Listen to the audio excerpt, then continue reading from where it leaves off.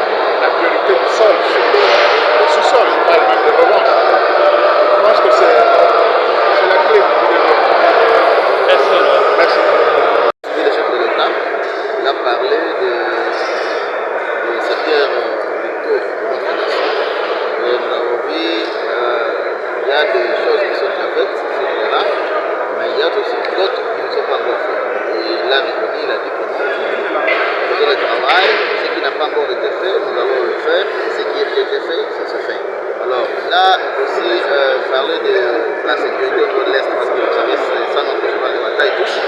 On nous a assuré que par rapport à ce qui concerne la diplomatie avec le président Joao Lorenzo de l'Angola, il a l'espoir que les choses vont marcher. Nous attendons parce que nous sommes venus ici à Kinshasa pour venir parler au nom de notre peuple. Le peuple réclame la paix au nom de vous. C'est pourquoi moi, en tant qu'élu de ce coin-là, je suis vraiment convaincu qu'avec ce qu'il vient de faire comme discours, en mettant l'accent sur l'aspect diplomatique, les choses vont marcher. Il a parlé en temps pour l'état de siège. La mission conduite par la première ministre. Ça veut dire, nous attendons ce qu'ils vont faire comme ça. Ils ont été à Goma, ils ont été à Bunia, ils ont recueilli les informations concernant l'état de siège. Et quand ils vont donner un rapport au président, c'est lui qui va décider comme celui qui avait instauré l'état de siège. Donc, comme il dit qu'il y aura des mesures d'atténuation, nous attendons seulement ce qu'il lui va dire et voir maintenant comment parler. Parce qu'il ne peut pas juger le chef alors qu'il n'a pas encore parlé. Merci honorable. Merci beaucoup. Parce que c'est là que c'est ça même la première richesse. On ne peut pas cultiver dans l'espace qui n'est pas arable. Donc il faut d'abord avoir une terre et une terre qui est arable, là où on peut produire quelque chose. En situation d'élevage, il faut avoir aussi une terre. Mais aussi pour la pêche, il faut avoir des états, il faut aussi avoir l'espace et l'eau. L'espèce aussi, parce que les poissons c'est parmi la nourriture qui est recommandée à toute personne. Et d'ailleurs, dans la médecine, il n'y a aucune maladie qui interdit à la personne de consommer les poissons. C'est pourquoi, en tant que député national, nous encourageons le président dans ce secteur. Parce que là, il n'y a même pas les demandes d'emploi. Tout le monde est à même de faire l'agriculture, l'élevage et la pêche. Là, il n'y a pas question de dire qu'il y aura offre d'emploi, il y aura les entreprises. Bien sûr que l'État congolais peut subventionner, mais l'idée déjà est innée, comme on peut le dire. L'idée est déjà innée, on n'apprend pas quelqu'un à prendre là-haut, mais au moins l'activité champêtre occupe plus déjà que la boutique et les entreprises. L'entreprise agricole peut en elle seule prendre plus de 2000 travailleurs qui est une entreprise industrielle à concurrence d'une entreprise industrielle. Et là, il n'y a pas de syndicat de travailleurs, des agriculteurs. Là, il n'y a pas de syndicat. C'est ce qui nous intéresserait plus parce que la République démocratique du Congo a une densité supérieure. Et il y a plus de chômeurs. Si tout le monde s'est donné à travailler dans les activités champêtres, on n'aurait pas un seul chômeur dans ce pays.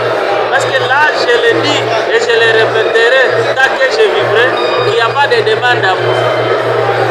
Donc il n'y a pas question de dire je vais écrire à l'entrepreneur, non. Si vous êtes à même de le faire, vous le faites. Et à une seule production, il y a une chaîne. Il y a ceux qui récoltent dans le champ, et il y a la nécessité de locomotives. Donc les chauffeurs aussi avec son véhicule, ils rejoignent ceux qui moissonnent. Et il y a les manutentionneurs qui mettent la production dans les véhicules. Donc, vous trouvez qu'avec l'agriculture, on peut vraiment absorber le chômage dans la République démocratique. Merci. Diversifier l'économie, augmenter le pouvoir d'achat, accès aux services, développement par les infrastructures. Et voilà. Voilà un peu ce que j'ai retenu du chef de l'État. Et vers la fin, il a conclu par la nécessité de réfléchir. Il a appelé les Congolais à réfléchir sur les perspectives de la Constitution actuelle. Et pour revenir sur le programme... Un tiers du temps à parler de l'agriculture parce que c'est une honte qu'un pays comme le nôtre, avec tout ce que le pays contient comme surface arable, qu'on continue à importer la nourriture et à gaspiller de l'argent, des devises. Comment diversifier l'économie par l'agro-industrie? Il a donné quelques pistes, il a parlé beaucoup d'investissement, l'agriculture dans tous ses différents démembrements, à savoir d'abord la production de la nourriture, et puis il a parlé de la sylviculture, il a parlé aussi de la faune, il a parlé de l'environnement, ce qu'il a couvert un peu en large et en grand détail, la nécessité de promouvoir l'agriculture pour faire la revanche du sol sur les sous-sols. De ce qu'il envisage de faire. Et je suis resté sur ma soif, puisqu'il n'a pas évoqué ce qu'il pense n'avoir pas bien fait. Ça aurait été mieux que lui-même puisse faire sa propre évaluation, avant que nous puissions faire l'évaluation. Ça, c'est mon premier point de vue. Par ailleurs, j'ai été satisfait, comme vous l'avez constaté, qu'il ait évoqué les Ouazalais. Aujourd'hui, si notre pays a la forme du pays tel qu'il avait laissé Lumumba en 1960 et après sa mort, c'est grâce aux Ouazalènes. Et j'étais très content de voir que le chef de l'État a reconnu l'effort, la détermination et surtout le patriotisme de ces jeunes qui se battent pour protéger notre pays. Je l'encourage à aller dans ce sens-là. Il ne faut pas que ça reste des paroles ici. Le pays est en train de partir. Il faut que les chefs de l'État et son gouvernement s'investissent comme ils sont déjà en train de le faire depuis 2 semaines à soutenir les Ouazalènes, puisque c'est les seuls qui sont là pour nous défendre. J'ai été avec la première ministre à Goma et à Ituri pour l'évaluation de l'état des sièges. Les commandants militaires, je me permets de dire un secret d'État, le commandant militaire nous a dit que notre armée est désarticulée et qu'il y a un problème sérieux au sein de notre armée qu'il faut résoudre. Je ne vais pas aller dans les détails qui font partie du secret d'État, mais le chef de l'État, les rapports est arrivé sur sa table. Il faut qu'il puisse répondre à ce qui a été évoqué par les chefs des opérations militaires. Sinon, notre armée ne fera rien. Le gouverneur militaire du Nord Kivu a reconnu que si nous sommes encore à Goma, c'est parce que les Ouazalènes sont là. Il faut donc que nous puissions aller nous tous dans le sens de soutenir ce qui nous reste de plus précieux. Ce sont les Ouazalènes. Nous devons leur donner les armes nécessaires pour faire la guerre, la logistique nécessaire pour se mouvoir dans les zones qui ont été prises par l'ennemi. Nous devons les alimenter efficacement et leur donner des soins de santé.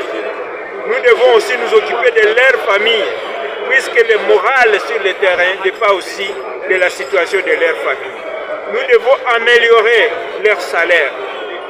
Nous l'avons fait dans le budget 2025 et nous espérons que ça sera appliqué comme l'a promis dans son discours le chef de l'État.